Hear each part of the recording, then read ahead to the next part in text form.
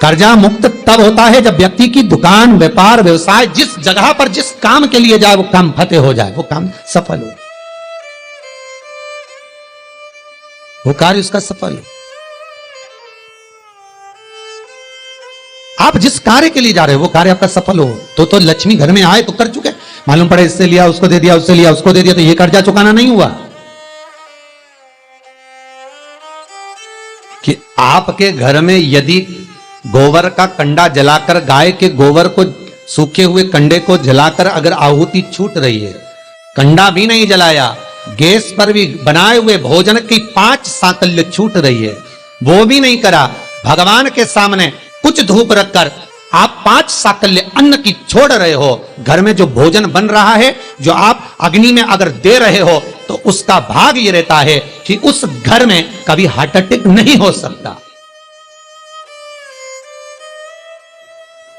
यजुर्वेद कहता है, हमारे शास्त्र कहते हैं, स्कंद पुराण, शिव महापुराण की कथा कहती है, अग्नि पुराण कहती है कि अग्नि की 7 जिह्वा में से एक जिह्वा ऐसी है जो रोग को हर लेती है, भारी जो बीमारी है वो उसका हरण कर ले। बस आज के समय में लोग ये कलर बेकार ना हो जाए, जो सीलिंग लगाई है वो बेकार ना हो जाए, इसका कलर खराब ना हो जाए, सोफे का कवर खराब ना हो जाए, कहीं ये धुआं ना लग जाए, इतनी आंखों में चुभेगा। अरे भाई, या तो उससे बचा लो या स्वयं को बचा लो,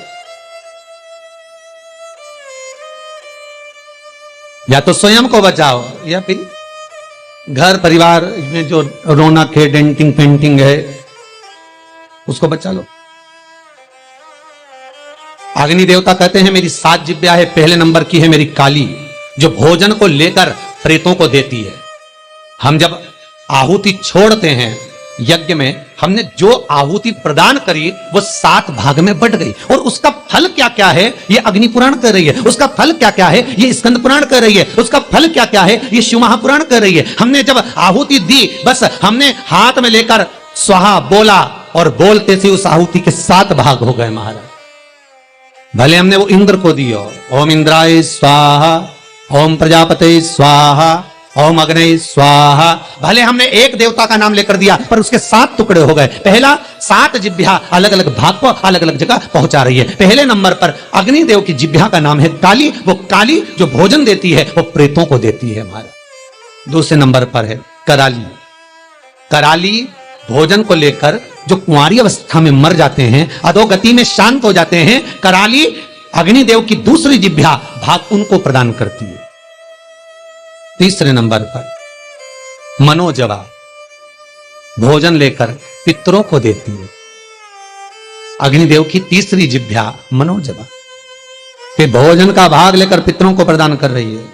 चौथी सुलोहिता, ये भोजन लेकर वासुकों को दे रही है महाराज।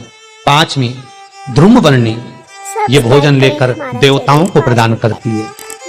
6ठी स्फुलिंगी, ये अग्नि की वो जिह्वा है स्फुलिंगी कि घर के अंदर धूप जो छूटती है, अग्नि जो साकल्य भोजन आदि हम घर के अंदर देते हैं, ये स्फुलिंगी एक जिह्वा अग्नि देवता की ऐसी है जो घर में से रोग को हटा। फिर निवेदन करूंगा, हार्ट अटैक की बीमारी को हटाना है तो घर में 7, 5, 3, 2, 1 तुम्हारी मर्जी पड़े उतने जो घर में भोजन बने वो अग्नि देवता को जिमाना है। थोड़ा सा धुआं जरूर होगा, धूप लगेगी तो धुआं तो होगा, पर बड़ी बीमारी घर में प्रवेश नहीं करती। क्यों? अग्निदेव की 6ठी जिह्वा स्फुलिंगी रोग, बड़े से बड़े रोग को, यहां तक शास्त्र, आप पहले का इतिहास उठाकर देखिए, पहले के समय में अटैक की बीमारी नहीं होती थी, हार्ट अटैक नहीं होता था, शुगर नहीं होती थी, ये ब्लड प्रेशर नहीं होता था। आज के समय में सारी बीमारियां हो गई। क्यों? क्योंकि घर तो बड़ा बन गया, बंगला भी बड़ा बन गया, ऐश्वर्य राम की वस्तुएं भी बहुत हो गई, पर घर में जो प्रतिदिन 5 आहुतियां पूर्व के समय के लोग दिया करते थे, घर में 5 आहुतियां जो चूल्हे में छूटती थी वो आहुतियां बंद हो गई। उसका स्मरण फिर प्रारंभ हो, जगत का फिर कल्याण।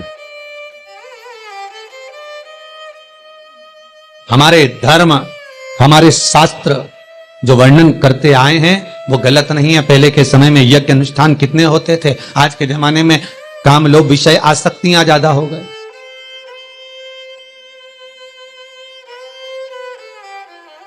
छठे नंबर की अग्नि देवता की जिह्वा का नाम है स्फुलिंगी, और अग्निदेव की ये छठी जिब्या स्फुलिंगी ये बीमारी का हरण कर लेती है, ये रोग का हरण कर लेती है।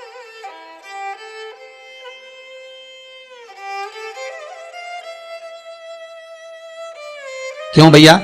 वो दिल्ली का हॉस्पिटल जहां पर महामृत्युंजय मंत्र पर रिसर्च चल रहा है, वेंटिलेटर पर पड़े हुए 10 व्यक्ति के घर वालों को बुलाकर कहा गया कि इन 10 का संकल्प छोड़ो महामृत्युंजय पाठ का। उसके पास में जो 10 वेंटिलेटर पर पड़े उनके लिए कोई महामृत्युंजय नहीं। देखा यह जा रहा है कि इन 10 पर महामृत्युंजय के अनुष्ठान का कितना फल मिल रहा है, और जो 10 वेंटिलेटर पर पड़े हैं उसका क्या फल है। वहां के डॉक्टरों जब रिसर्च करते हैं, अखबारों में भी आया, फेसबुक यूट्यूब पर भी डला हुआ है, जब उन्होंने हॉस्पिटल का नाम तक डला हुआ है, जब अखबारों में आया, देखो असर क्या देखने को मिला। जो वेंटिलेटर पर 10 पड़े थे उनके स्वस्थ होने की सीमा कम थी, पर जिनके लिए महामृत्युंजय का अनुष्ठान ब्राह्मण कर रहे थे साकल्य दे देकर, उसका भाग यह था कि धीरे धीरे उनकी अवस्था सुधरती चली। फिर निवेदन करूंगा, अकाल मृत्यु वो मरे जो काम करे चंडाल का, काल उसका क्या बिगाड़े जो भक्त हो महाकाल का। आपकी चित्त वृत्ति में अगर शिव है, आपकी चित्त वृत्ति में अगर शंकर है, आपके मन में अगर शंकर समाया हुआ है, बाल बाग का नहीं हो सकता। अग्नि देवता की 6 नंबर की जिब्या है स्फुलिंगी, जो रोग को बीमारी को समाप्त कर देती है। यज्ञ अनुष्ठान से, आहुतियों से रोग बीमारी समाप्त होती, समाप्त।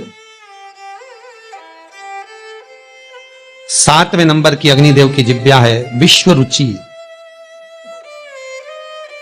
विश्व रुचि सब्सक्राइब करें हमारा चैनल, जो दरिद्रता को दूर भगाती है, लक्ष्मी का प्रवेश कराती है। जिसके घर में अग्नि के ऊपर सांकल्य दी जाती है, भोजन दिया जाता है, हम तो यहां तक कहते हैं कि आप कंडा भी मत जलाओ, आप गैस जलाते हो तो गैस पर ही थोड़ा सा कुछ छोड़ दो।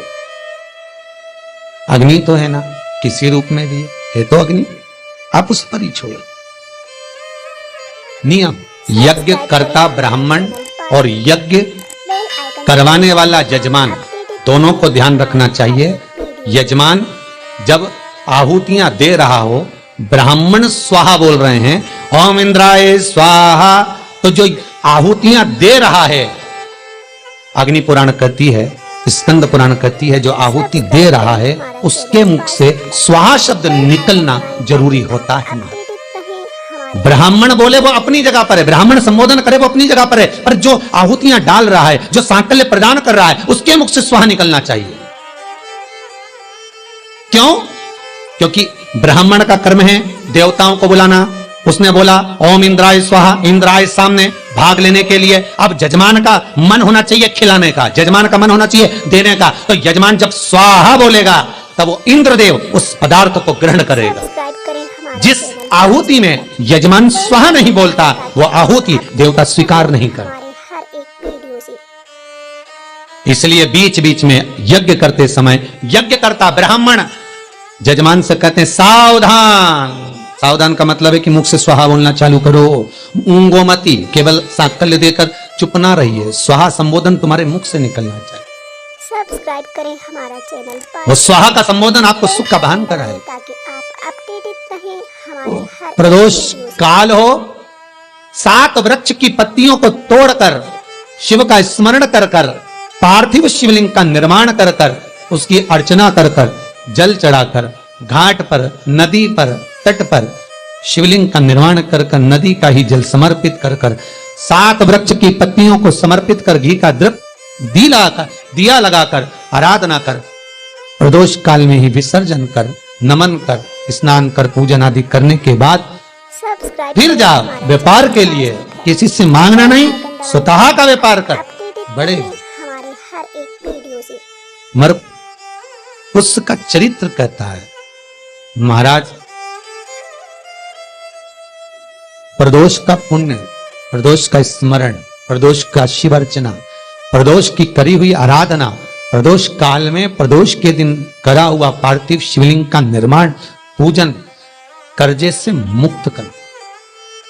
सब्सक्राइब करें हमारा चैनल, कर्जा मुक्त कब होगा? बेल आइकन दबाएं ताकि आप दूसरे से कर लेकर होगा क्या? हमारे नहीं, हर एक दूसरे से कर लेकर करा तो फिर कर हो गया, वो तो फिर कर्जा हो गया। श्री शिवाय नमस्तुभ्यं। श्री शिवाय नमस्तुभ्यं।